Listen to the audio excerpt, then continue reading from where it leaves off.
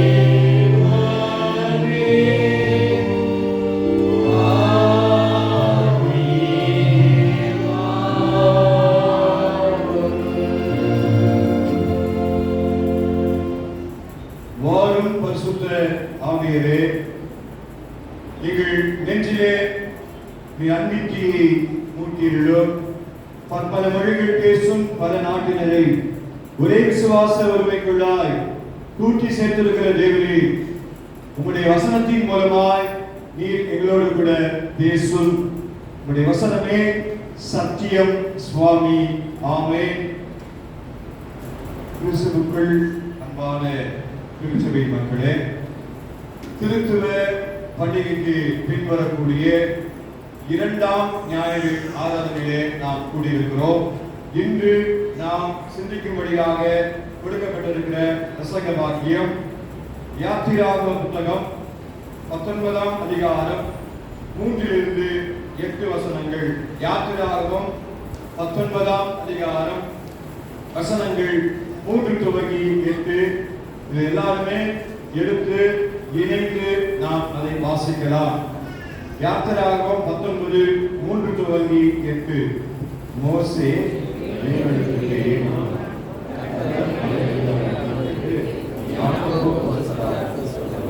இஸ்ரவேல் நான் செய்ததையும் நான் உங்களுடைய கடவுளுடைய சபையின் மேல் சுமந்து உங்களை என்னிலே சேர்த்துக் கொண்டதையும் நீங்கள் கண்டிருக்கிறீர்கள். இப்பொழுது நீங்கள் என் வாக்கை உடன்படி கேட்டு என் உடன்படிக்கையை கைப்பற்றினால் சகல ஜனங்களிலும் நீங்களே எனக்கு சொந்த சொந்தத்தாய் இருப்பீர்கள். பூமியெல்லாம் நீங்கள் எனக்கு ஆசாரிய ராஜ்யமும் ஜாதியுமாய் இருப்பீர்கள் என்று நீ இஸ்ரவேலுடைய சொல்ல வேண்டிய வார்த்தைகள் என்றார். மோசே வந்து கடலை முறை அறிவித்து கர்த்தர் அதற்கு கற்பித்த வார்த்தையெல்லாம் அவர்களுக்காக சொன்னார். அதற்கு ஜனங்கள் எல்லாரும் ஏகமாய் கர்த்தர் சொன்னதை எல்லாம் செய்வோம் என்று விருதுக்காரர் சொன்னார்கள். ஜனங்கள் சொன்ன வார்த்தைகளை மோசே கர்த்தரிடத்தில் தெரிவித்தார். அன்பானவர்களே, சென்ற வாரம் திருத்துவ பண்டிகைக்கு பின்வரும் முதல் ஞாயிற்றுக்கிழமையில கட்டளைகள் என்பது நமக்கு மறைக்கப்பட்டிருக்கவில்லை, தூரமாய் இருக்கவில்லை, நம்முடைய இருதயமாய பலகையில் அது எழுதப்பட்டிருக்கிறது. யாரும் அதை தெரியாது என்று சொல்ல முடியாது என்ற வசனங்கள் அடிப்படையில நாம் சிந்தித்தோம். மீண்டும் இந்த வாரத்துல யாத்திராகம புத்தகத்துல அந்த கட்டளைகள் எப்படிப்பட்டது, அந்த வார்த்தைகளை மோசேயின் மூலமாய் பிதாவானவர் மனக்குலத்திற்கு சொல்ல சொன்னார் என்பதை நாம் பிரசங்க வாக்கியமாக வாசித்தோம். ஆண்டவராகிய இயேசு கிறிஸ்து பல இடங்களிலே மெய்யாகவே மெய்யாகவே நான் உங்களுக்கு சொல்லுகிறேன் என்று சொல்லுவார். அது இருக்கிற அடிப்படை சத்தியம் என்ன? சொல்லப்படுகிற அந்த விஷயங்கள், சொல்லப்படுகிற வசனங்கள் மிகவும் உறுதியாய் கடைபிடிக்க வேண்டியவைகள். கருத்தாய் அவர் அதை போதிக்கும் போது மெய்யாகவே மெய்யாகவே நான் உங்களுக்கு சொல்லுகிறேன் என்று சொல்லுவார். அதே போல இன்றைக்கு மறுபடியுமா கட்டளையை குறித்து, அந்த வசனங்களில் அடைகிற உண்மையை குறித்து மோசேயை கருவியாய் பயன்படுத்தி பிதாவானவர் மக்களுக்கு சொல்ல சொன்னார். மக்கள் எல்லாரும் அதற்கு செவி கொடுத்து ஏகமாய் ஏற்றுக்கொள்ளுகிறோம் என்று மறுமொழி சொன்னார்கள் என்பதை நாம் இப்போது வாசித்தோம். திருத்துவ படைக்கு பின்வருகிற முதல் ஞாயிற்றிலிருந்து 5ஆம் ஞாயிறு வரைக்கும் நமக்கு கொடுக்கப்பட்டிருக்கிற தலைப்பு Call of God. இன்றைய நாள் இந்த 2வது வாரத்திற்காய் கொடுக்கப்பட்டிருக்கிற அந்த தலைப்பு, நாம் எல்லாரும் இறை ஆட்சி செய்ய, இறை ஆட்சியில் பங்கு பெற அழைக்கப்படுகின்றோம் என்று இந்த வாரம் நமக்கு கொடுக்கப்பட்டிருக்கிறது. Call to the Kingdom of God.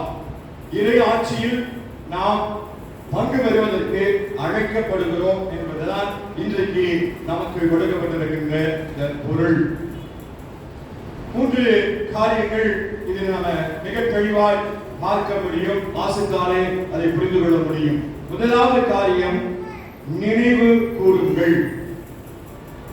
நினைவு கூறுங்கள், எண்ணி பார்க்க வேண்டும்.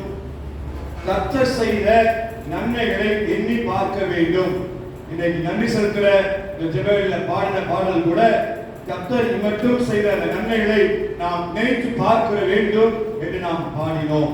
ஆகவே ஆண்டவர் பிதாவானவர் மோசே மூலமாய் மக்களுக்கு அறிவுறுத்தி சொன்ன காரியம் நினைவு கூற வேண்டும். இன்னைக்கு முறைமுறையா வாசிக்க கேட்ட சங்கீதம் 105வது சங்கீதம் 6வது வசனத்தை வாசிப்போம். 105:6.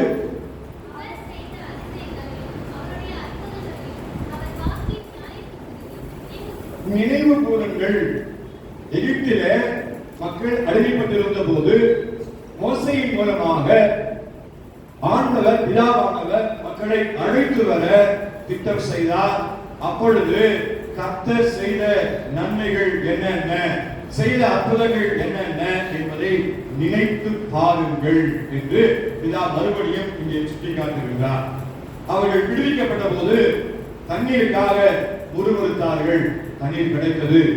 உணவுக்காய் முறுமுறுத்தார்கள், உணவை பிதா கொடுத்தார். மாமிச உணவுக்காய் அவர்கள் ஏங்கினார்கள், அதை கொடுத்தார். பல இடங்களிலே இக்கட்டுகளிலே பாதுகாத்தார். எதிரிகளுடைய அந்த சேனைக்கு, எகிப்தின் சேனைக்கு பாதுகாத்தார். அற்புதமாய் அவர் வழி நடத்தினார். அதை எண்ணி பார்க்க வேண்டும் என்று பிதா சொல்லுகின்றார். பகலிலே மேக ஸ்தம்பம், இரவிலே அக்கினி ஸ்தம்பம் அந்த மக்களை வழி நடத்தியது. எல்லா காலங்களிலும் ஆண்டவர் அந்த மக்களோடு கூட இருந்தார். அதை நினைத்து பார்க்க வேண்டும் என்று இங்கு பிதா சுட்டிக்காட்டுகிறார். ஏசாயாவிலே 63ஆம் அதிகாரத்திலே 9ஆம் வசனத்திலே பிற்பகுதி நமக்கு மிக சொல்லுகிற காரியம் 63:9.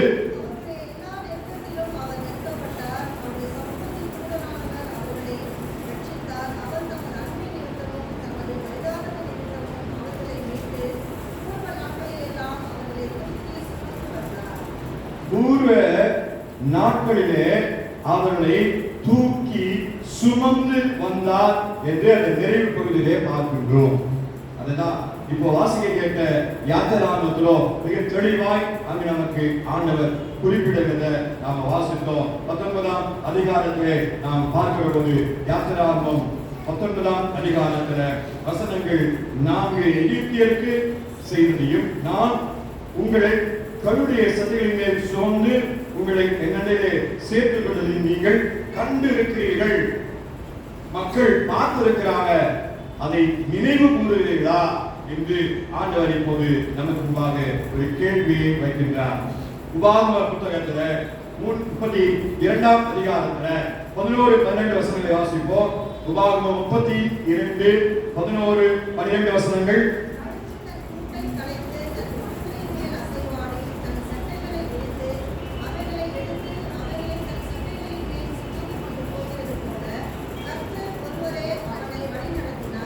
ஒருவரே கர்த்தர் ஒருவரே வழி நடத்தி இருக்கின்றார், சுமந்து வந்திருக்கின்றார். துன்பங்கள் உண்டு, மனபாரம் உண்டு, துக்கம் உண்டு.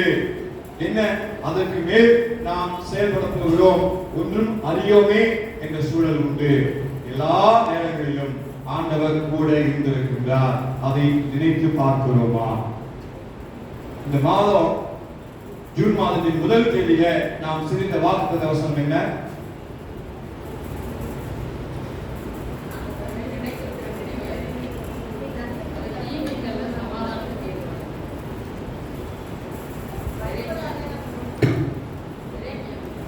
ஏசாயா 43:2 வாசிங்க.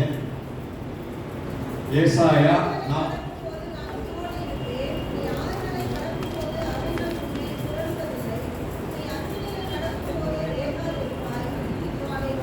தண்ணீரிலே நடக்கும்போது நான் உன்னோடு கூட இருப்பேன், ஆறுகளை கடக்கும்போது அவர்கள் பொழுதில் நடக்கும்போது அக்னி ஜுவாலை வெளிப்பட்டார். இதுதான் ஜூன் மாத துவக்கத்துல முதல் தேதி நாம் காலை ஆறுகளை சிந்தித்த வாக்குத்தத்த வசனம்.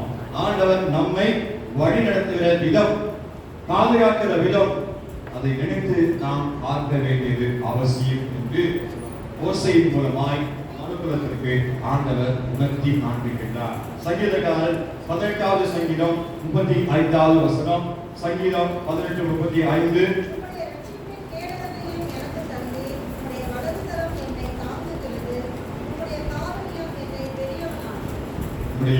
வலது கரம் என்னை தாங்குகிறது என்ற அனுபவத்தை இந்த சங்கீதக்காரன் குறிப்பிடுகிறார். உன் பாதம் கல்லில் இடராதபடி உன்னை தங்கள் கைகளிலே ஏந்தி கொண்டு போவார்கள் என்று 91ஆம் சங்கீதத்தில் நாம் வாசிக்கின்றோம். கிறிஸ்துவுக்குள் அன்பான திருச்சபை மக்களே, இன்றைக்கு நாம் இந்த ஜூன் மாதம் 14ஆம் தேதி இந்த ஆலயத்தில் அமர்ந்திருக்கிறோம். இந்த 2026 வருஷத்துல ஜனவரி 1 நாள் முதல் கொண்டு இந்த ஜூன் மாதம் 13ஆம் தேதி வரைக்கும் ஆண்டவர் நம்மை பாதுகாத்து வழிநடத்தி ஜீவன் தந்து நமக்கு நன்மைகளை கொடுத்து நாம் சோர்வாக இருந்தபோது தேற்றி நம்மை பலப்படுத்தி இந்த 14ஆம் தேதி காலையில ஆலய ஆறுதல வந்து அமர்வரை செய்திருப்பது அவருடைய கிருபை, அவருடைய கிருபை, அவருடைய கிருபையை தவிர வேறு ஒன்றும் இல்லை. அதை நாம் எண்ணி பார்க்கிறோமா? நினைவு கூறுங்கள். அவங்களுக்கு தான் தெரியும் என்னென்ன பாதைகளை கடந்து வந்திருக்கிறோம், என்னென்ன நிலைகளிலே நாம் சோதிக்கப்பட்டிருக்கிறோம், எந்தெந்த நிலைகளிலே ஆண்டவரோடு கூட இருந்திருக்கிறார்.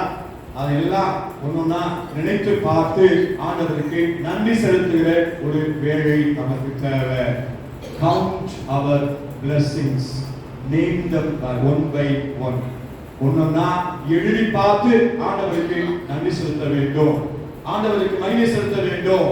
அதுதான் இன்னைக்கு முதல்ல ஆண்டவர் உங்களுக்கும் எனக்கும் கற்றுக் கொடுக்கிறார். நினைவு கூறுங்கள், கர்த்தர் செய்ததை நினைத்து நினைத்து நன்றி செலுத்துங்கள். இரண்டாவதாக இங்கு நாம் பார்க்கிற காரியம் செவி கொடுங்கள்.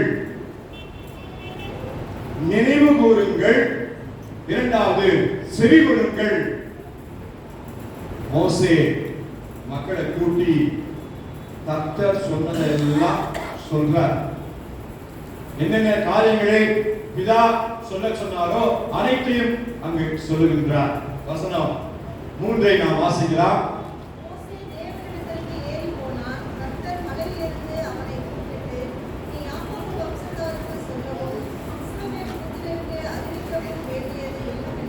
என்னவென்றால் ஒவ்வொன்னா சொல்லு. 7ஆம் வசனத்தை வாசிப்போம்.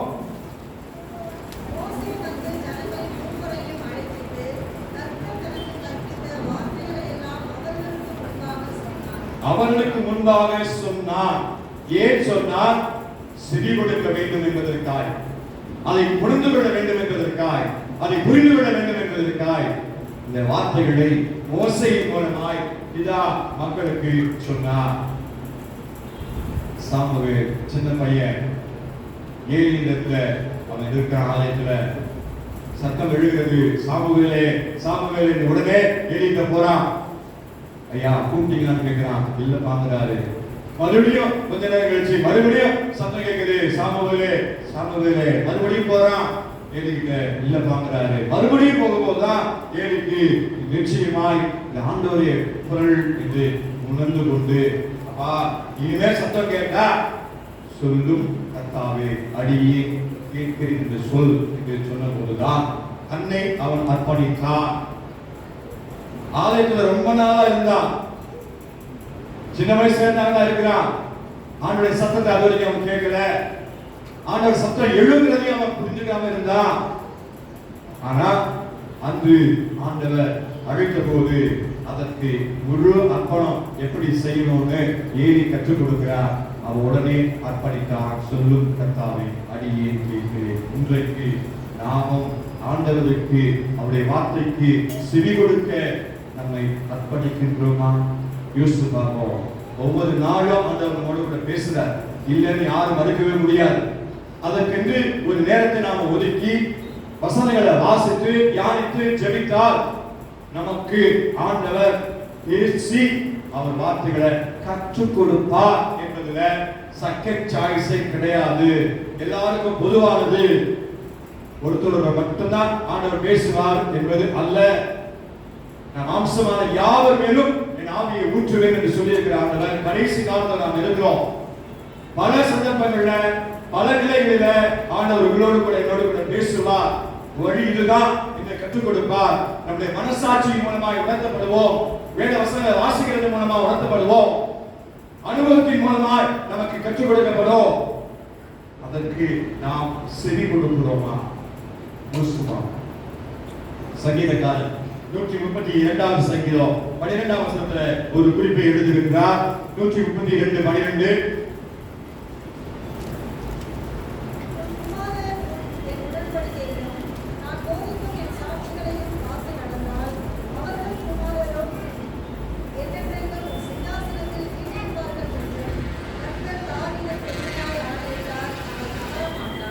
குமாரன் என் உடன்படிக்கையும் நான் போதிக்கும் சாட்சிகளையும் காத்து நடந்தால் என்றென்றைக்கும் ஆண்டவர் நம்மோடு கூட இருக்கின்றார்.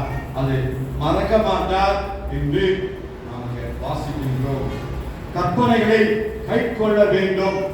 அந்த கற்பனை அடங்கிய வார்த்தைகளுக்கு நாம் சொல்லிக் கொடுக்க வேண்டும். கவனன் கீப்பர்ஸ் என்று நமக்கு பெயர் கொடுக்கப்பட்டிருக்கிறது.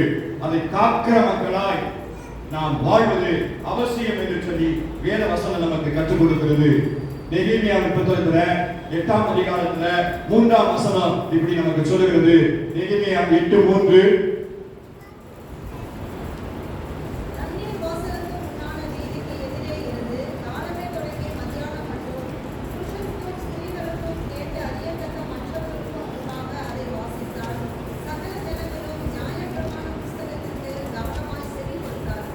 சகல ஜனங்களும் நெகேமியா வாசித்த நியாய பிரமாணத்திற்கும் சட்டங்களுக்கும் செவி கொடுத்தார்கள். ரொம்ப அவசியம். முதல்ல நம்ம செவி கொடுத்தாதான் அதற்கு அடுத்த ஸ்டெப்புக்கே நம்ம போக முடியும். அதை செவி கொடுக்காம இருந்தா, கேட்காம அலட்சியப்படுத்தினா அதில் இருக்கிற உண்மைகளை நாம் புரிந்து கொள்ள முடியாது, உணர்ந்து கொள்ள முடியாது. அதுதான் கற்றுக் கொடுக்கின்றார். சங்கீதம் 105 இன்னைக்கு வாசம் முதல் 11 வசனத்தை 44 45 வசனங்களை வாசிப்போம். 105 44 45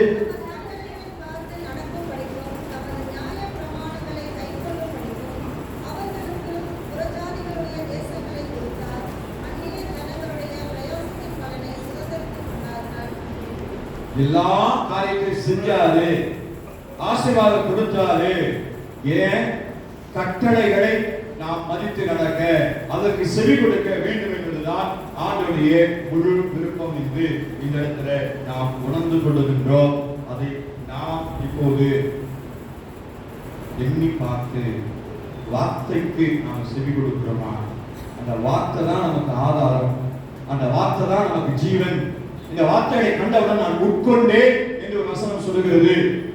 இந்த வார்த்தை எப்போதும் உன் வாயில் இருக்கோ, அது உன் சந்ததி வாயில் இருந்தோ, உன் வாயில் இருந்தோ, உன் சந்ததியின் சந்ததியின் வாயில் இருந்தோ, என்றுமே அது எடுக்கப்படாது என்று ஏசாயா 51 கடைசி வசனத்தில் நம்ம வாசித்து இருக்கின்றோம். வானங்களே, அந்த வார்த்தை, அந்த கட்டளை, அதுக்கு நம்ம செவி கொடுக்கிறோமா? சாமுவேல் போல நாம் சொல்லுவதற்கு ஆயத்தமா? சொல்லும் கர்த்தாவே, அடியேன் கேட்கிறேன் என்று சொல்லி நம்மை அர்ப்பணிக்கின்றோமா? தினமும் காலையில அவனுடைய சத்தத்தை கேட்பதற்கு நாம் ஆயத்தப்பட முடியுமா? அவருடைய சத்தத்தை கேட்பதற்கு நாம் அர்ப்பணிக்கின்றோமா? அந்த அனுபவம் உண்டா? யோசித்து பார்ப்போம். செவி கொடுங்கள். முதலாவது நினைவு கூறுங்கள் கர்த்தர் நமக்கு செய்த நன்மைகளை. இரண்டாவது அவருடைய கட்டளைக்கு செவி கொடுங்கள். மூன்றாவதாக செயல்படுத்துங்கள். அது ரொம்ப முக்கியம். நன்றி நிறைந்த நெஞ்சத்தோடு வாழ வேண்டும். ஆண்டுடைய வார்த்தைக்கு செவி கொடுக்க வேண்டும், அவசியம். செவி கொடுப்பது மட்டுமல்ல, ஒரு காதலை வாங்கிட்டு மறு காதலை விட்டு விடுவது அல்ல, செயல்படுத்த வேண்டும். செயல்வழியிலே அந்த வசனங்களை காண்பிக்க வேண்டும். எப்படி காண்பிக்க முடியும்? அன்பு பாராட்டி காண்பிக்க முடியும். மற்றவர்களை ஏற்றுக்கொள்வதன் மூலமாக காண்பிக்க முடியும். மன்னிக்கும் சிந்தையின் மூலமாய் காண்பிக்க முடியும். விட்டுக் கொடுக்கிற மனப்பான்மை மூலமாய் காண்பிக்க முடியும். இதுதான் செயல் வடிவம் பெறுகின்ற கர்த்தருடைய கட்டளைகள். அதை நம்ம கவனமாக இருக்க அழைக்கப்படுகின்றோம். அதிலே கவனமாய் நாம் இருக்க அழைக்கப்படுகின்றோம். கட்டளைகள் அவசியம். அதை செயல்படுத்த வேண்டும் என்று ஆண்டவர் நமக்கு உணர்த்தி காட்டுகிறார். அந்த வார்த்தை மோசே சொன்னபோது ஏகமாய் அவர்கள் செவி கொடுத்து பிரதியுத்தரம் சொன்னார்கள் என்று நம்ம பார்க்கிறோம். ஆண்டவர் நமக்கு செய்ததை நினைத்து பார்க்கிறோம். அவர் கட்டளைக்கு செவி கொடுக்கிறோம். அதை செயல்படுத்த வேண்டும். சொன்னதை செய்யா ஆசீர்வாதம் உண்டு. அதுதான் ஆண்டவர் சொல்லுகிறார். ஆதியாகமம் 7ஆம் அதிகாரம் 5ஆம் வசனம். ஆதியாகமம் 7ஆம் அதிகாரம் 5ஆம் வசனம். நோவா கர்த்தர் தனக்கு கட்டளையிட்டபடியெல்லாம் செய்தான். ஏனமா பேசினாங்க. இவ்வளவு பெரிய பேர் எதற்கு? 100 முழம் நீளம், 50 முழம் அகலம், 30 முழம் உயரம். எதுக்கு? அவன் அதை செய்து கொண்டு வார்த்தைகளை அவன் சொல்லி வந்தான். மனம் திரும்ப வேண்டும். ஆண்டுடைய வருகை இன்றைக்கு நாம் பேசுவது போல அன்றைக்கு நோவாவின் மூலமாய் உணர்த்தப்பட்டது மனம் திரும்புவதற்கான காரியங்கள். ஆனால் யாரும் செவி கொடுக்காமல் போனார்கள். நோவா கர்த்தர் சொன்னதை செயல்படுத்தி காண்பித்தான் என்று வசனத்தில் வாசிக்கின்றோம். அதே ஆதியாகமம் 6:14-15 நாம் அதை மிக தெளிவாக என்னென்னலாம் செய்ய சொன்னார்கள். வாசிக்க வேண்டாம், வீட்டில் போய் வாசி பாருங்க. என்னென்னலாம் எப்படிலாம் செய்யணும், கொப்பேறு மரத்தில் எடுக்க வேண்டும், ஏற்கே என்னென்னலாம் செய்யணும், என்னென்ன காரியங்கள்லாம் உள்ள சேர்க்கணும், அவ்வளவு அப்படியே நோவா செயல்படுத்தினார் என்று நாம் அங்க வாசிக்க முடியும். அதே போல 2 நாளாகமம் 7ஆம் அதிகாரம் 14ஆம் வசனம். 2 நாளாகமம் 7ஆம் அதிகாரம் 14ஆம் வசனம்.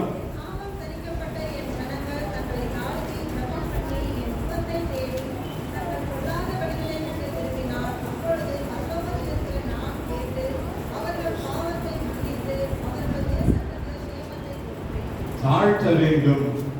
கர்த்தருடைய வார்த்தைக்கு முக்கியத்துவம் கொடுக்க வேண்டும். அது அவசியம். அது ஆண்டவர் எதிர்பார்க்கிறார். என்னாகமம் 22ஆம் அதிகாரம் 20ஆவது வசனம். என்னாகமம் 22:20.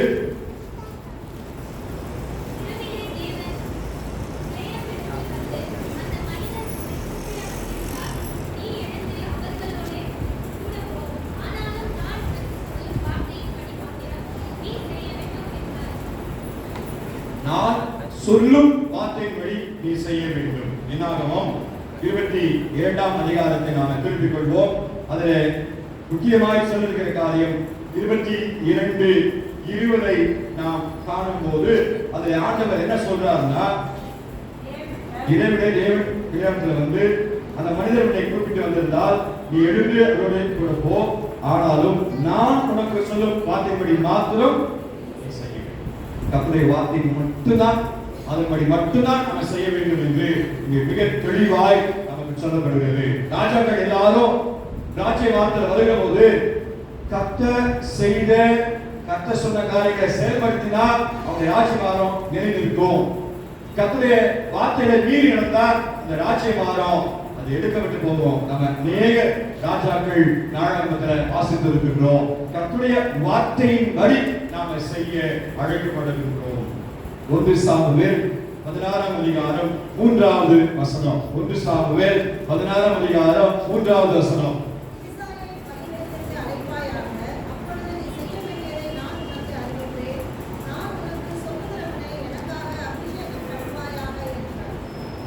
எனக்காக அபிஷேகம் செய்யப்படும் நான் சொல்லுற ஒரு மனுஷனை நான் பார்க்க முடியும். ஈசாய்க்கு நிறைய பிள்ளைங்க இருந்தாங்க, எல்லாரையும் அழைத்து வந்தாரு. ஆனா சாமுவேல் மூலமாய் கர்த்தர் உணர்த்தி காட்டியது தாவீதை மாத்திரமே. அவன் அங்க இல்ல. வேறு யார் இருக்கிறாங்க பிள்ளைகளை கேட்ட போதுதான் ஒருத்தன் சின்னவன் இருக்கிறான், உணவு கொண்டு போயிருக்கிறான் சொன்னபோது அவனை அழைத்து வாருங்கள் என்று சொல்லி அபிஷேகம் செய்தார். கர்த்தர் சொன்னதை சாமுவேல் தீர்க்கதரிசி செய்தார். அதற்கு மாறாய் செய்ய முடியாது என்பதை அவர் உணர்ந்திருந்தார். யோவான் 2ஆம் அதிகாரம் 4வது வசனம். யோவான் 2ஆம் அதிகாரம் 4வது வசனம்.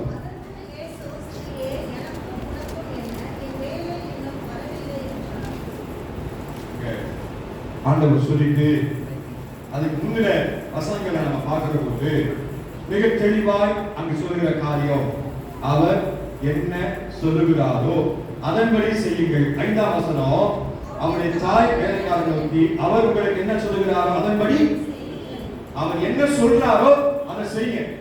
அப்பா ஆசீர்வாதம் உண்டு. அவருக்கு மாறாய் நாம் செயல்பட முடியாது. தண்ணீரை ஊற்றுங்கள் என்று சொன்னா வேலைக்காரனோ அந்த வேலைக்காரரை கேட்கல, ஏன் தண்ணீரை ஊற்றணும், ராத்திரி அவசரத்துல தேவைன்னு சொல்லி கேட்கல. தண்ணீரை ஊற்றினார்கள், அது ஆசீர்வதிக்கப்பட்ட திராட்சரசமாய் மாறினது என்பதுதான் இங்கு அற்புதமான ஆசீர்வாதமான காரியம். அதைதான் ஆண்டவர் இன்னைக்கு உங்களுக்கு எனக்கு கற்றுக் கொடுக்கிறார். செயல்படுத்துங்கள். எதை? கர்த்தர் சொன்னதை. கர்த்தர் சொல்லாததான் நம்ம செயல்படுத்துறோம். அப்படி அல்ல. இன்றைக்கு நாம் கர்த்தர் சொன்னதை செயல்படுத்த முன் வருவோம். இன்றைக்குரிய மையப்பொருள் அதுதான். உண்மை, நான் இறையாட்சியில் பங்கு பெற அழைக்கின்றேன். நீங்க வாசிக்க கேட்ட சுவிசேஷ பகுதி, ஒரு விருந்தை ஆயத்தம் பண்ணி கூப்பிடுறாரு அந்த மனுஷன் எஜமான். எல்லாரும் சாக்கு பங்கு சொல்றாங்க. ஆனா எஜமான் விடல. அவங்க எல்லாரும் வரலாம், பரவாயில்ல, நீ வேறு எதிரே போய் எல்லாரும் கூட்டி கொண்டு வா, அவர்கள் இந்த ஆசீர்வாதத்தை பெற்றுக்கொள்ளணும்னு சொல்றாரு. அதே போல நாம் லூக்கா 14ஆம் அதிகாரத்தை வீட்டுக்கு போய் வாசித்து பார்த்தா நம்மை ஆண்டவர் அழைக்கின்றார். இறையாட்சியை செய்வதற்கு, இறையாட்சியில் பங்கு பெறுவதற்கு நமக்கு வாய்ப்பு கொடுக்கிறார். அந்த வாய்ப்பு கொடுக்கிற போது எளிதான அவர் செய்யல. கர்த்தர் சொன்னதை செய்யறது ரொம்ப ஈஸி கிடையாது. ஏன்னா அதுல கடின பாடுகள் உண்டு. ஆண்டவரை பின்பற்றுவது ஈஸி கிடையாது. தன்னைத்தான் வெறுக்க வேண்டும், பிதாவுக்கு கணக்கு ஒப்புவிக்கப்பட வேண்டும், துன்பத்தை சகிக்க வேண்டும். இதுதான் 14ஆம் அதிகாரத்தில் சொல்லப்பட்டிருக்கிறது. 25ஆம் வசனத்திலிருந்து அதுடைய 30ஆம் வசனம் வரைக்கும். தன்னைத்தான் வெறுக்கிற ஒரு மனிதன் தான் உண்மையாய் ஆண்டவருடைய அழைப்பிலே அவரோடு இருக்க முடியும்.